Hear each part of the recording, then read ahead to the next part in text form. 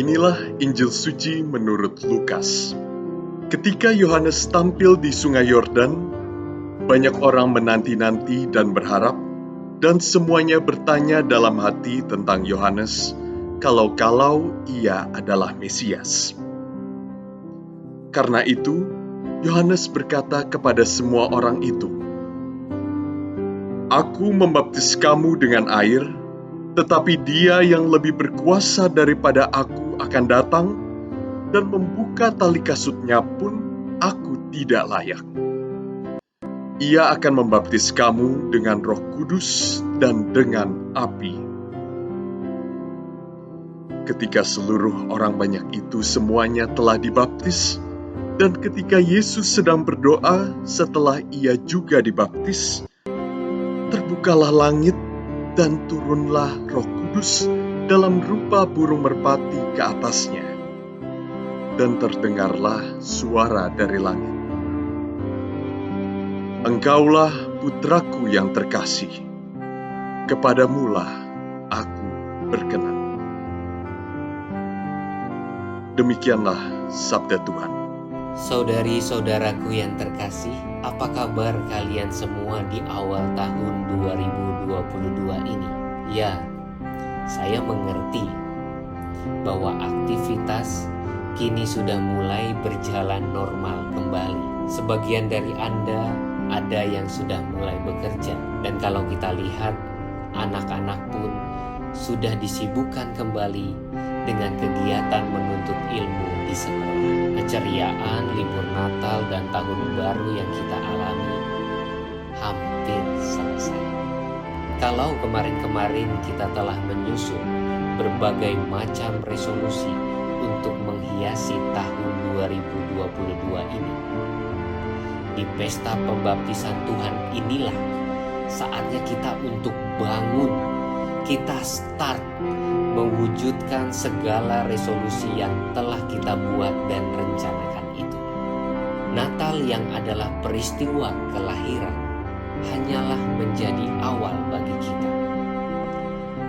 Justru persis pada pesta pembaptisan Tuhan inilah perutusan bagi kita masing-masing sungguh dimulai. Pesta pembaptisan Tuhan ini, dengan kata lain, menutup masa Natal yang telah kita lalui, tetapi juga sekaligus menjadi pengingat bagi kita akan perutusan yang harus kita jalani di dunia ini. Yesus memulai karyanya dengan memberikan dirinya untuk dibaptis. Bagi Yesus sendiri, pembaptisan yang ia terima merupakan inisiasi bagi dirinya untuk melaksanakan apa yang menjadi kehendak Allah atas dirinya. Pembaptisan yang Yesus terima adalah awal untuk melaksanakan berbagai macam program yang akan dijalaninya. Itulah alasannya juga kenapa sakramen baptis masuk dalam sakramen inisiasi. Yesus mau menerima baptisan dari Yohanes Pembaptis seperti orang-orang pada umumnya yang pada waktu itu tergerak hatinya untuk bertobat dan memberikan dirinya untuk dibaptis. Dengan kata lain, ketika Yesus mau dibaptis oleh Yohanes Pembaptis, ia mau menjadi sama dengan kita manusia yang berziarah di dunia ini. Banyak dari kita tidak memperhatikan atau memelihara bagaimana tumbuh dan berkembangnya pembaptisan yang kita terima. Setelah dibaptis, rasa-rasanya bagaimana kokohnya iman yang kita terima sejak pembaptisan hanyalah diandaikan begitu saja. Padahal seharusnya setelah dibaptis, kita semua sadar akan tugas perutusan kita masing-masing. Tugas perutusan apa? Apakah kita harus melakukan kristenisasi sehingga banyak orang yang dibaptis mengikuti kita? Sekali-kali itu bukanlah yang pertama dan utama, saudara-saudara. Tugas perutusan kita yang sejati dan yang benar adalah agar setiap orang sungguh-sungguh merasakan cinta kasih Allah. Secara konkret, kita semua dipanggil untuk mengasihi sesama. Bahkan kita dipanggil untuk mengasihi orang yang memusuhi kita. Kita dipanggil untuk berkorban, menolong orang yang menderita, merayakan sakramen-sakramen, setia pada ajaran gereja, dan lain sebagainya. Pada intinya, kita semua dipanggil menjadi agen-agen pewarta cinta kasih Allah. Seringkali dalam hal iman, kita masih tampak seperti agen-agen. Dari luar nampak begitu indah, tetapi ketika ditunjuk oleh jari kita, atau kita memasukkan jari kita, atau kita memasukkan benda lain, agar-agar itu menjadi hancur dan rusak. Begitulah kehidupan iman kita. Kita bisa mengemas dan menghiasinya secara luaran dengan begitu indah. Tetapi jauh di kedalaman, ketika kita dibenturkan dengan penderitaan atau hal-hal yang tidak sesuai dengan harapan kita menjadi begitu keropos, iman kita menjadi layu. Kita setia pada ajaran-ajaran gereja yang nyaman saja. Tetapi ketika ada ajaran gereja yang begitu tegas, padahal membawa dan menuntun kita pada kebaikan, kita kerap kali menolak atau tidak mau mengikutinya. Karena apa? Ya karena kita hanya mencari apa yang nyaman untuk iman kita saja.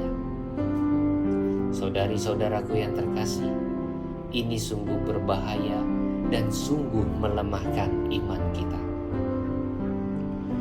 Mari kita keluar dari zona nyaman.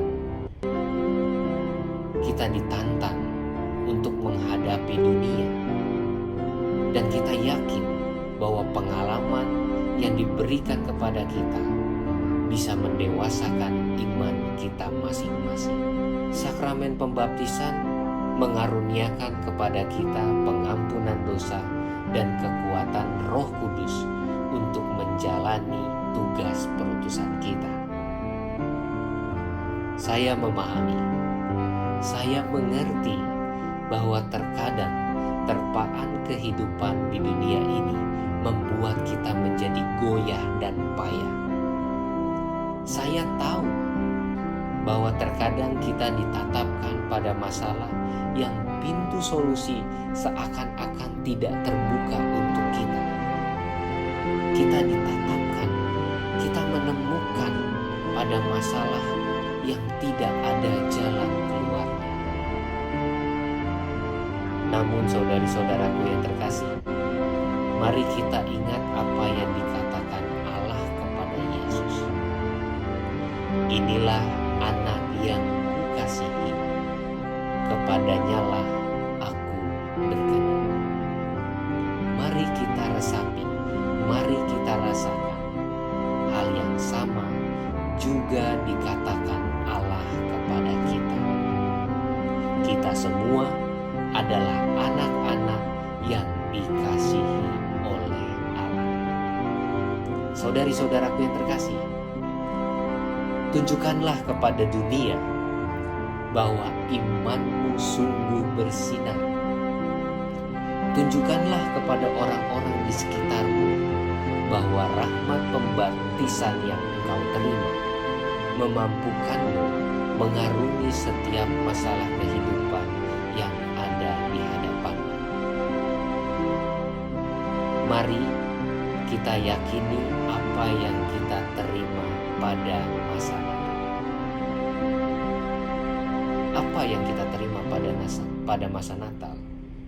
Yang kita terima pada masa Natal adalah kata ini: Immanuel, Allah beserta kita. Ingat, Tuhan sayang padamu, dan jangan lupa berdoa